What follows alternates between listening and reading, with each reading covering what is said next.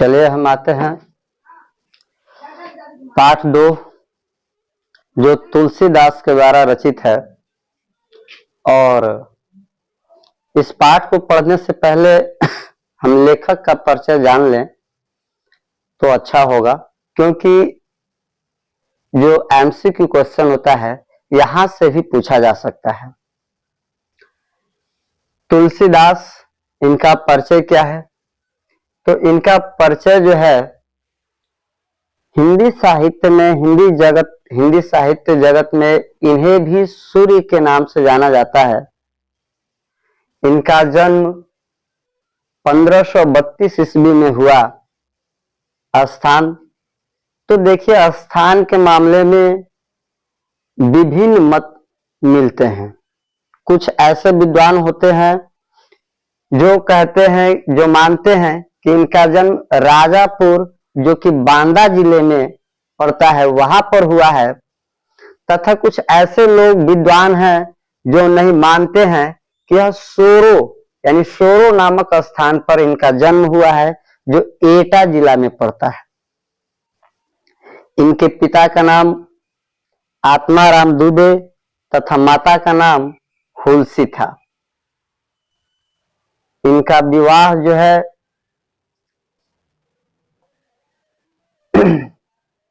रत्नावली के साथ हुई। इनके जो बचपन थे वह बहुत ही तंग हाली में, बहुत ही गरीबी में, बहुत ही कष्ट में गुजरा। इसके बाद इनके गुरु जो मिले उनका नाम था नरहरि। इनकी मृत्यु जो है 1632 ईस्वी में ही होती है। और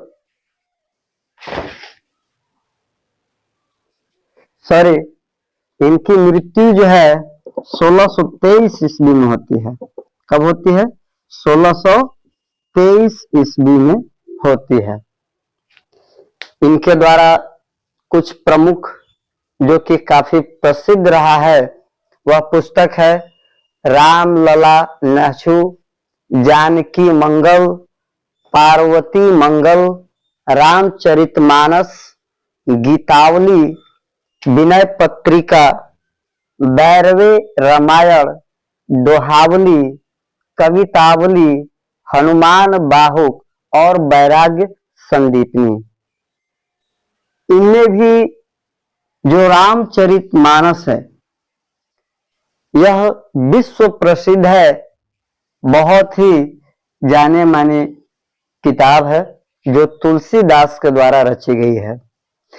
गीतावली, यह भी काफी प्रमुख और प्रसिद्ध पुस्तक रहा है। विनय पत्रिका, यह भी काफी प्रसिद्ध है।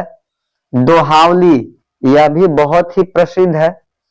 तो यह जो पाठ लिया गया है तुलसीदास, यह रामचरितमानस के बाल कांड से ही पाठ 2 लिया गया है। भाषा शैली के बारे में बताएं तो ब्रज और अवधी दोनों पर ही इनका समान अधिकार था। इस पद को लिखने में अलंकार का भी बखूबी प्रयोग किया गया है, सुंदर ढंग से प्रयोग किया गया है, जिसमें उपमा, उत्प्रेक्षा, अनुप्रास, इन सारे अलंकारों का समावेश इस पाठ के अंदर मिलता है। तो चलिए हम आते हैं अपने राम लक्ष्मण परशुराम संवाद की ओर। ठीक है,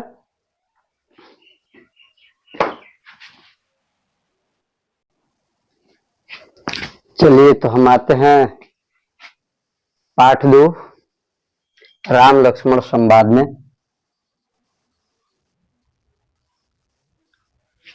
यह संवाद उस समय लिया गया था जब राजा जनक अपने पुत्री जानकी के लिए विवाह के लिए एक स्वयंवर रचा था, जिसमें अनेक प्रकार के देश विदेश के बहुत सारे राजा को बुलाया गया था। यह कांड जो है, यह पद जो है रामचरितमानस के बाल कांड से लिया गया है। और इस बाल कांड में यह कांड उस समय लिया गया जब राजा जनक अपनी पुत्री की सीता की विवाह के लिए एक स्वयंवर रखा, और उस स्वयंवर में यह शर्त रखा कि जो भी राजा या राजकुमार शिव धनुष के जो शिव धनुष है उस शिव धनुष पर प्रत्यंचा चढ़ा देगा, उसी से हमारी जानकी का विवाह किया जाएगा। सारे राजा राजकुमार राजा जनक के यहां पधारते हैं और बारी बारी से सभी राजा अपने भाग्य को आजमाते हैं। जब सारे राजा उस शिव के धनुष को के ऊपर प्रत्यंचा चढ़ाने में असफल हो जाते हैं, तब राम और लक्ष्मण जो अपने गुरु के साथ वहां आए हुए थे, यह दृश्य देखकर राजा जनक अत्यंत दुखी होते हैं और उस सभा भवन में यह बात कहते हैं कि यहाँ कोई भी राजा या राजकुमार इस शिव धनुष पर प्रत्यंचा नहीं चढ़ा सके। क्या ऐसा कोई राजा नहीं है, कोई राजकुमार नहीं है? इस बात को सुनकर लक्ष्मण जो हैं वो कहते हैं, तो राम जो है उन्हें रोकते हैं, उनके गुरु जो है उन्हें रोकते हैं। तब गुरु की आज्ञा लेकर राम उस शिव धनुष पर प्रत्यंचा चढ़ाने के लिए आगे आते हैं। जैसे ही उस शिव धनुष की ओर बढ़ते हैं, उसकी परिक्रमा करते हैं, प्रणाम करते हैं और उस शिव धनुष को उठाकर प्रत्यंचा चढ़ाने का प्रयास ही करते हैं कि वह शिव धनुष टूट जाता है। जैसे ही वह शिव धनुष टूटता है,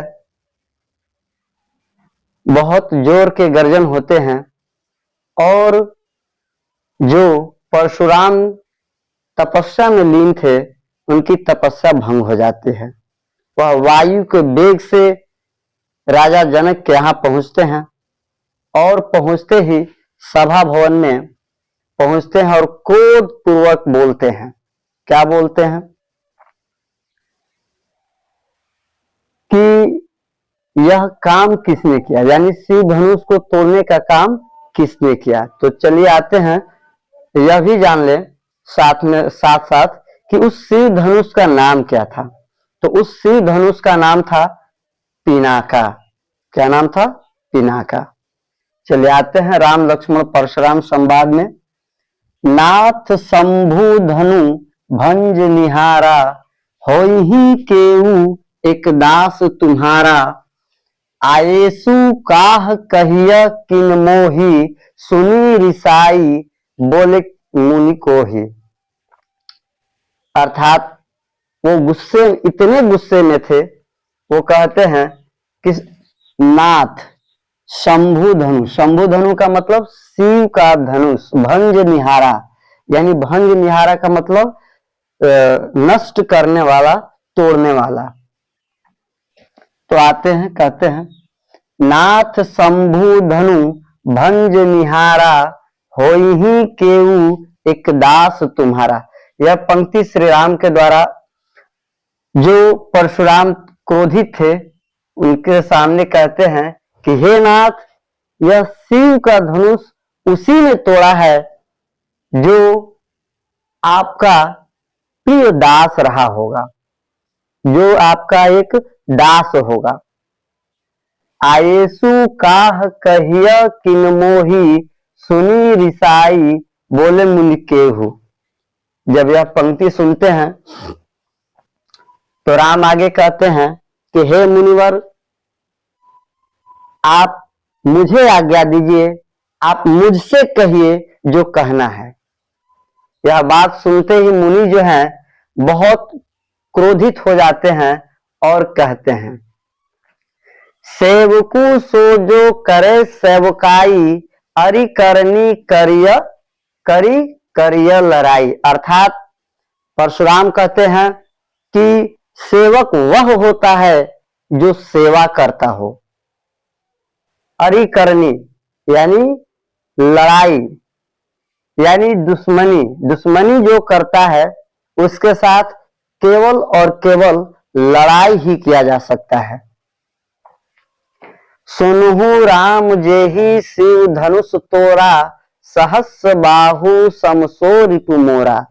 अर्थात परशुराम कहते हैं राम से कि हे राम सुनो, जिस किसी ने भी इस शिव धनुष को तोड़ा है वह सहस्त्र बाहु के समान मेरा दुश्मन है। सुनो, सो बिलगाऊ बिहाई समाजा, न त मारे जय ही सब राजा। अर्थात परशुराम कहते हैं कि हे राम, जिस किसी ने भी शिव धनुष को तोड़ा है वह मेरा दुश्मन है, इसलिए वह इस समाज से अलग हो जाए, वह इस समाज को छोड़कर अलग हो जाए, नहीं तो यहाँ जितने भी बैठे हुए राजा और राजकुमार हैं वह सब मारे जाएंगे। सुनी मुनि बचन लखन मुस्काने, बोले परशुधर ही अवमाने। यह बात जो है लक्ष्मण सुन ही रहे थे।